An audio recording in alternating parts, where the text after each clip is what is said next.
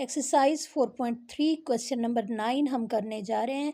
इस क्वेश्चन में न्यूमरेटर में x की मैक्सिमम पावर है 2 और डिनोमिनेटर में एक फैक्टर में x स्क्वायर है, दूसरे में भी x स्क्वायर है। जब ये मल्टीप्लाई होंगे तो डिनोमिनेटर में पावर 4 होगी।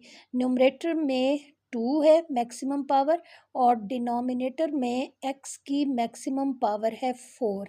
तो न्यूमरेटर में वैल्यू कम है, यानी बटा से ऊपर वैल्यू कम है, बटा के नीचे वैल्यू ज़्यादा है, तो ये फ्रैक्शन एक प्रॉपर फ्रैक्शन है। इसका मतलब ये है कि अब हम इसको डायरेक्ट डिकम्पोज कर सकते हैं। फर्स्ट फैक्टर है एक्स स्क्वायर माइनस 1, इसको फैक्टराइज करने की ज़रूरत है। इसके लिए हमने फार्मूला लिख लिया ए स्क्वायर माइनस बी स्क्वायर और उसके अकॉर्डिंग हम अपने क्वेश्चन को मैच कर लेंगे। ए की जगह पे हमारे पास क्वेश्चन में x है और b की जगह पे 1 है, तो फॉर्मूले में a माइनस बी लिखा हुआ है, यहाँ पे हम लिख लेंगे x minus 1, a plus B की जगह पे x प्लस 1 आ जाएगा। एक्स स्क्वायर माइनस 1 को हमने फैक्टराइज करके दो लीनियर फैक्टर बना दिए और एक्स स्क्वायर प्लस 4 ये एक क्वाड्रेटिक फैक्टर है। अब लीनियर फैक्टर का न्यूमरेटर हम लिखेंगे a ओवर फर्स्ट फैक्टर आ जाएगा और जो दूसरा लीनियर फैक्टर है x प्लस 1, इसका न्यूमरेटर होगा b। लीनियर फैक्टर के न्यूमरेटर सिंपल a b हम लिखते हैं और ये जो क्वाड्रेटिक फैक्टर है x स्क्वायर प्लस 4, इसका न्यूमरेटर अब हम लिखेंगे C X plus D. Quadratic factor को डिकम्पोज करने का ये रूल होता है कि इसका न्यूमरेटर इस तरह कम्बिनेशन की फॉर्म में आता है। तो अब ये C X plus D over X square plus 4 है और ये हमारे पास इक्वेशन 1 बन गई। लीनियर फैक्टर्स के लिए हम इनको लेट करते हैं, सपोज करते हैं 0 के इक्वल, और जो क्वाड्रेटिक फैक्टर होता है उसके लिए हम कंपेयरिंग कोफिशिएंट मेथड अप्लाई करते हैं। अब हमारे पास ये जो इक्वेशन है, इक्वेशन 1, इसमें लेफ्ट साइड पे हमें जो 3 फैक्टर नज़र आ रहे हैं, हम इन तीनों फैक्टर्स को यहाँ से लेफ्ट साइड से राइट साइड पे ले जाएंगे। यहाँ पे डिनोमिनेटर में है, दूसरी साइड पे जाके ये मल्टीप्लाई हो जाएंगे। पहले हम इन तीनों फ्रैक्शंस पे एक करली ब्रैकेट डाल देंगे क्योंकि ये फैक्टर्स तमाम फ्रैक्शंस के साथ मल्टीप्लाई होंगे। ब्रैकेट के बाहर ये तीनों फैक्टर्स हमने प्रोडक्ट फॉर्म में लिख दिए। अब इन तीनों फैक्टर्स को हम फर्स्ट फ्रैक्शन से भी मल्टीप्लाई करेंगे, सेकंड से भी और थर्ड से भी, यानी इनको हम तीनों को ब्रैकेट के अंदर ले जाएंगे और पहली फ्रैक्शन के साथ भी मल्टीप्लाई कर देंगे, ए वाली फ्रैक्शन के साथ, बी के साथ और सी वाली फ्रैक्शन के साथ भी हम इन तीनों फैक्टर्स को मल्टीप्लाई करेंगे। जब हम मल्टीप्लाई करेंगे तो ये ए के साथ हमने तीनों फैक्टर लिख दिए। अब ए के डिनोमिनेटर में जो फैक्टर है वो न्यूमरेटर के साथ कैंसिल हो गया, बी के साथ भी, बी वाली फ्रैक्शन के साथ भी ये तीनों फैक्टर्स मल्टीप्लाई हो गए और ये जो लास्ट में है सी एक्स प्लस डी, इसके साथ भी ये तीनों फैक्टर्स यहाँ पे मल्टीप्लाई हो गए। अब न्यूमरेटर और डिनोमिनेटर में जो सेम फैक्टर्स हैं वो कैंसिल हो जाएंगे और इस तरह से ये हमारी इक्वेशन जो है ये सिंपल हो जाएगी। पिछले क्वेश्चंस में जो मेथड हमने अप्लाई किया है सिंप्लीफिकेशन के लिए, आप वो भी कर सकते हैं। अगर आपको ये वाला मेथड आसान लगता है तो आप इस मेथड से भी क्वेश्चन को सॉल्व कर सकते हैं। तो एक क्वेश्चन को हम डिफरेंट तरीक़ों से कर सकते हैं, तो यहाँ पे मेथड थोड़ा सा चेंज हुआ है। अब ये राइट साइड पे तमाम फ्रैक्शंस जो हैं ये सिंप्लीफाई हो चुकी हैं। ए के साथ एक फैक्टर बच गया है एक्स प्लस 1 और दूसरा एक्स स्क्वायर प्लस 4। बी के साथ x माइनस 1 और दूसरा फैक्टर बच गया है एक्स स्क्वायर प्लस 4। इसी तरह सी एक्स प्लस डी, इसको भी हम ब्रैकेट में लिख लेंगे। इसके साथ भी दो फैक्टर्स बाकी बच गए, एक है x माइनस 1 और दूसरा है x प्लस 1। और जो लेफ़्ट साइड है इसमें डिनोमिनेटर क्योंकि राइट साइड पे चला गया है तो अब सिर्फ यहाँ पे वैल्यू रह गई है x square plus 2x plus 2 और ये हमारे पास सिंपलेस्ट इक्वेशन आ गई है। इसको हम इक्वेशन 2 कंसिडर कर लेते हैं। अब इस इक्वेशन 2 को आगे सिंप्लीफाई करके सॉल्व करके यहाँ से हम ए बी सी और डी की वैल्यू फाइंड करेंगे। तो अब ये जो हमारे पास लीनियर फैक्टर है ये हमारे लिए बहुत ही हेल्पफुल है। सबसे पहले हम x माइनस वन को ज़ीरो के इक्वल रखेंगे, वन को दूसरी साइड पे ले जाएंगे और हमारे पास x की वैल्यू आ गई है वन, और इसको हम पुट कर देंगे इक्वेशन टू में। इक्वेशन टू में लेफ़्ट और राइट साइड पे जहाँ जहाँ x है वहाँ पे हम इसकी वैल्यू यानी वन लिख लेंगे। जैसे ही हम यहाँ पे x की वैल्यू वन पुट करेंगे ये पूरी टर्म ज़ीरो हो जाएगी क्योंकि वन माइनस वन बनेगा। बिल्कुल इसी तरह b के साथ भी x माइनस वन है, यहाँ पे भी वन लिखेंगे तो ये वन माइनस वन यानी ज़ीरो बन जाएगा। तो इसका मतलब ये है कि हम पहले इन दो पार्ट्स को, ये इन दो रकमों को हम पहले सॉल्व कर लेते हैं। b के साथ है x माइनस वन, यहाँ पे वन माइनस वन आ गया, इसके साथ एक्स स्क्र प्लस फोर है, वन का स्क्र प्लस फोर लिख दिया। अब हम देख रहे हैं कि b के साथ वन माइनस वन है तो ये वैल्यू ज़ीरो हो गई। बिल्कुल इसी तरह यहाँ पे सी एक्स प्लस डी, इसके साथ भी वन माइनस वन लिखेंगे तो वैल्यू ज़ीरो आ जाएगी, तो हमने डायरेक्ट ज़ीरो लिख दिया। अब ए के साथ वन प्लस वन आ जाएगा क्योंकि एक्स प्लस वन है और दूसरी वैल्यू जो है एक्स स्क्र प्लस फोर है, तो वहाँ पे वन का स्क्र प्लस फोर आ जाएगा। वैल्यूज़ को हम सिंप्लीफाई करेंगे तो हमारे पास ए के साथ एक वैल्यू आएगी टू और दूसरी वैल्यू आ जाएगी फाइव, और लेफ़्ट साइड पे बिल्कुल इसी तरह एक्स का स्क्वायर है, वन का स्क्वायर आ गया, two into one plus two. तो वैल्यूज़ को जब हम सिंप्लीफाई कर लेंगे तो अब हमारे पास ये वैल्यू बनेगी one plus two plus two, यानी लेफ़्ट साइड पे हमारे पास वैल्यू आएगी फाइव, और राइट साइड पे ए के साथ टू और फाइव मल्टीप्लाई होगा तो यहाँ पे वैल्यू बन जाएगी टेन। तो ए के साथ टेन मल्टीप्लाई हो रहा है, दूसरी साइड पे ले जाएंगे लेफ्ट साइड पे, उधर जाके ये डिवाइड होगा, फाइव बाय टेन ये वैल्यू आ गई, और इसको जब हम कैंसिल करेंगे तो ए की वैल्यू हमारे पास आ जाएगी वन बाय टू। अब हम दोबारा से इक्वेशन टू को लिख लेंगे और यहाँ से जो दूसरा लीनियर फैक्टर है यानी x प्लस वन, इसको हम ज़ीरो के इक्वल सपोज करेंगे। तो हम यहाँ पे लिखेंगे let x plus one equal zero, one को दूसरी साइड पे ले जाएंगे, x की वैल्यू आ जाएगी माइनस वन, और ये माइनस वन इसको हमने इक्वेशन टू में लेफ़्ट साइड पे और राइट साइड पे जहाँ जहाँ x है वहाँ पे हमने पुट करना है। तो अब हमारे पास ये ए के साथ x प्लस वन लिखा हुआ है, यहाँ पे जब हम लिखेंगे माइनस वन प्लस वन तो ये वैल्यू ज़ीरो हो जाएगी। अब अगले फैक्टर में पुट करेंगे, माइनस वन का स्क्वायर प्लस फोर आ गया, ये माइनस वन प्लस वन क्योंकि ज़ीरो हो गया तो ये पूरी टर्म ज़ीरो हो गई, बाकी वैल्यूज़ को कैलकुलेट करने की ज़रूरत नहीं है, तो हम यहाँ पे डायरेक्ट ज़ीरो लिख सकते हैं। इसके बाद b के साथ b को हम सॉल्व कर लेंगे, या फिर लास्ट में क्योंकि ये वैल्यू भी ज़ीरो हो जाएगी तो इसको भी हम पहले चेक कर लेते हैं। तो x के c के साथ x है यानी यहाँ पे हमने माइनस वन लिख दिया, और आगे फैक्टर है x माइनस वन, यहाँ पे x को रिप्लेस किया माइनस वन लिखा, और ये जो आखिरी फैक्टर है x प्लस वन, इसमें हम माइनस वन प्लस वन लिखेंगे तो ये वैल्यू ज़ीरो हो जाएगी। तो अब ये दो फैक्टर यहाँ पे ज़ीरो हो गए। अब ये जो b के साथ वैल्यू है, यहाँ से हमें b की कोई ना कोई वैल्यू यहाँ से मिल सकती है, तो x की जगह पे हमने माइनस वन पुट कर दिया, b के साथ जो भी दो फैक्टर लिखे हुए हैं उसमें। अब हमारे पास b into minus one value आ जाएगी माइनस टू, और माइनस वन का स्क्वायर लेंगे तो ये वन आ जाएगा, और प्लस फोर करेंगे तो ये वैल्यू हमारे पास बन जाएगी minus to multiplying by five, और b के साथ अब ये दो वैल्यूज़ मल्टीप्लाई हो रही हैं तो आंसर होगा माइनस टेन। अब लेफ़्ट साइड पे भी हम वैल्यू पुट कर लेते हैं, यानी जहाँ जहाँ पे x है वहाँ पे हम पुट कर देते हैं माइनस वन, एक्स को रिप्लेस कर दिया, उसकी जगह पे हमने माइनस वन लिख दिया। अब माइनस वन का स्क्वायर लेंगे तो ये वन आ जाएगा, और टू के साथ माइनस वन मल्टीप्लाई होगा तो वैल्यू माइनस टू आ गई, और ये लास्ट में प्लस टू है तो ये दोनों वैल्यूज़ कैंसिल हो गई। अब हमारे पास यहाँ लेफ़्ट साइड पे वन रह गया, और b के साथ मल्टीप्लाई हो रहा है माइनस टेन, तो माइनस टेन को जब लेफ़्ट साइड पे लाएंगे तो ये वैल्यू इधर आके डिवाइड हो जाएगी, और b की वैल्यू हमारे पास आ जाएगी वन ओवर माइनस टेन, या इसको हम माइनस वन बाई टेन भी लिख सकते हैं। अब हमने इक्वेशन 2 को दोबारा से लिखा है और अब हम इसको खोल के सिंप्लीफाई करेंगे ताकि कोफिशिएंट्स को कंपेयर कर सकें। तो अब x+1 है, इसको मल्टीप्लाई करेंगे x² + 4 के साथ। x को x से मल्टीप्लाई किया, x³ आ गया, फिर 4 से करेंगे तो 4x आ गया।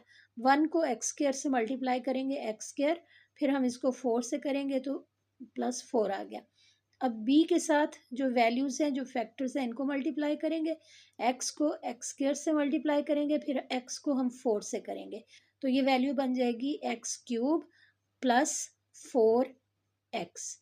इसके बाद -1, इसको हम x² से मल्टीप्लाई करेंगे, तो यहाँ पे हमारे पास वैल्यू आ जाएगी -x², और फिर -1 को 4 से करेंगे तो हमारे पास वैल्यू आ जाएगी -4।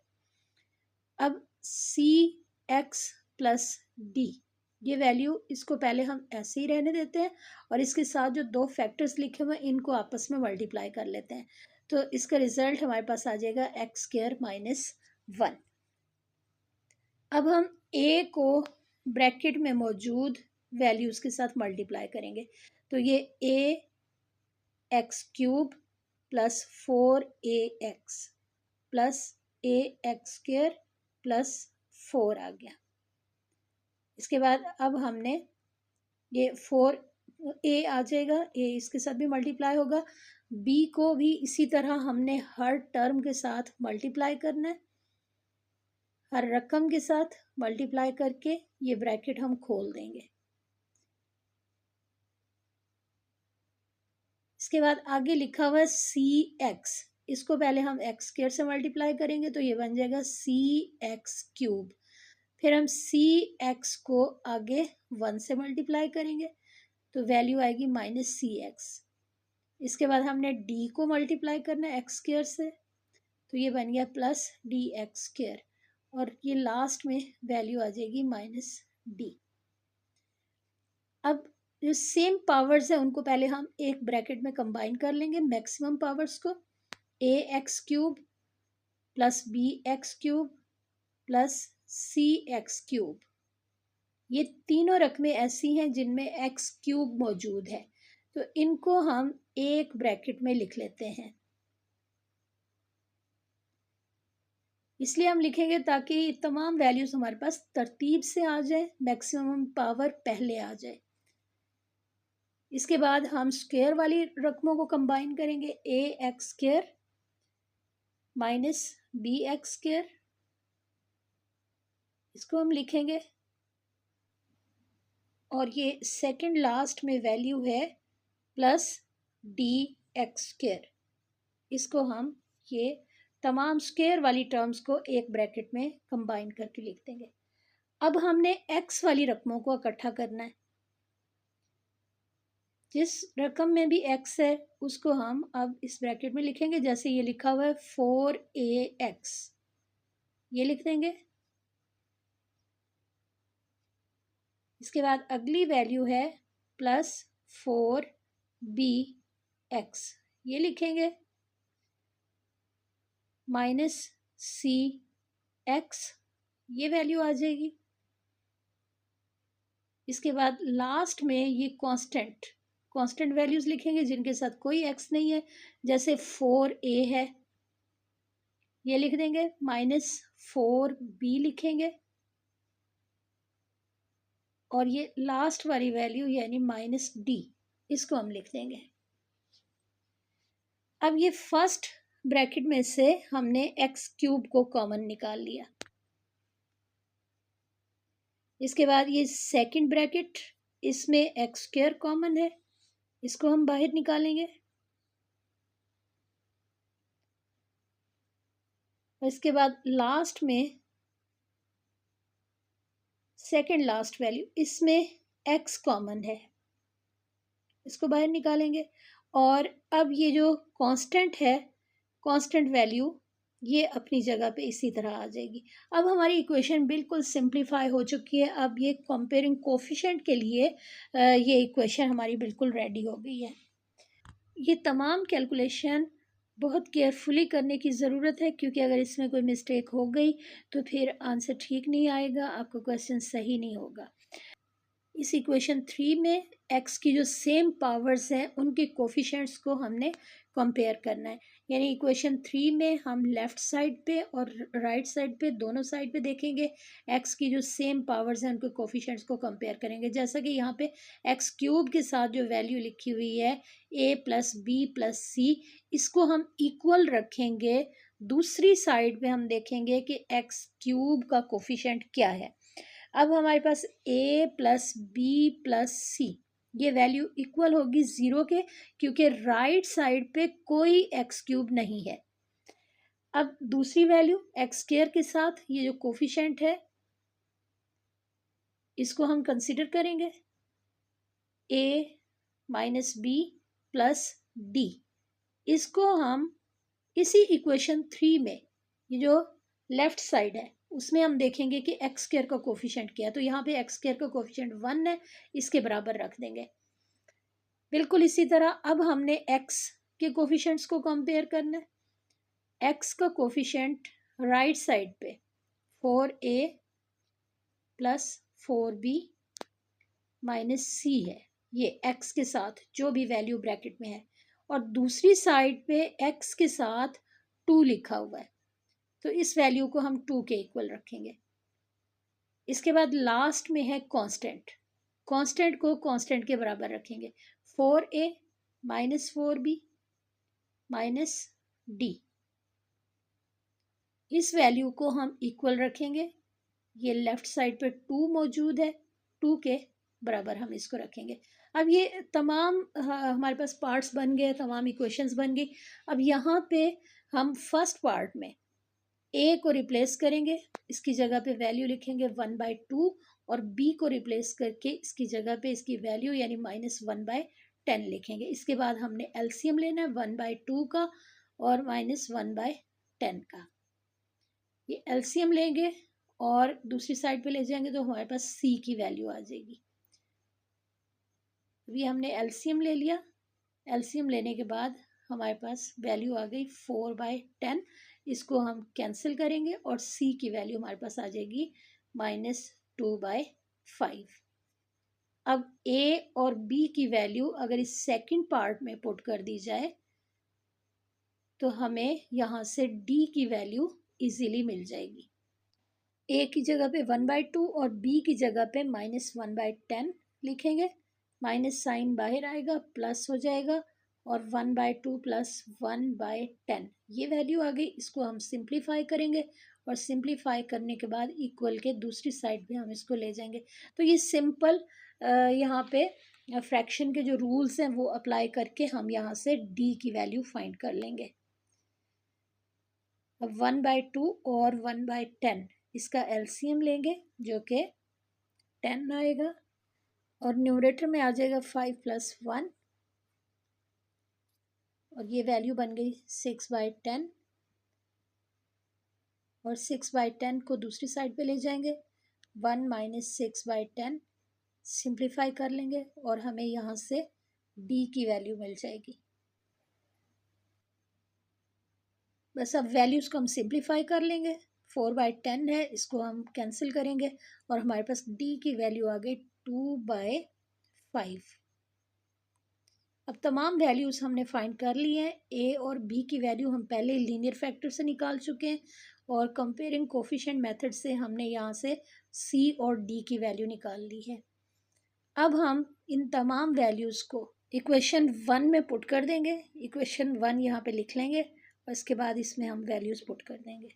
इस इक्वेशन 1 में या फिर ये जो डिकम्पोज की हुई फ्रैक्शन है इसमें अब हम a, b, c और d की जगह पे ये वैल्यूज़ पुट कर देंगे। a की जगह पे हम लिखेंगे 1/2, डिनोमिनेटर में है x - 1। b की जगह पे -1/10 और डिनोमिनेटर में है x + 1। c की जगह पे -2/5 और इसके साथ x है, इसी तरह आ जाएगा, और d की जगह पे हम लिखेंगे 2/5 और डिनोमिनेटर में है x² + 4। 1/2 एक फ्रैक्शन है और इसके डिनोमिनेटर में x - 1 है, तो 2 नीचे आके x - 1 के साथ मल्टीप्लाई होगा। अब ये माइनस साइन बाहर चला गया, प्लस के साथ मल्टीप्लाई हो गया, और 10 को भी हमने डिनोमिनेटर में लिख दिया। अब यहाँ से माइनस कॉमन निकालेंगे, 1/5 भी कॉमन आ जाएगा, और इसके बाद हम उसको बाहर प्लस मौजूद है उसके साथ हम मल्टीप्लाई कर देंगे और 5 को नीचे डिनोमिनेटर में ले आएंगे। तो अब ये वैल्यू बन गई x-2/5 इंटू x+4। तो ये हमारे पास क्वाड्रेटिक नॉन रिपीटेड फैक्टर्स थे जिनको हमने डिकम्पोज किया है, और डिकम्पोज करके हमने ये 3 फ्रैक्शंस लिख दी हैं।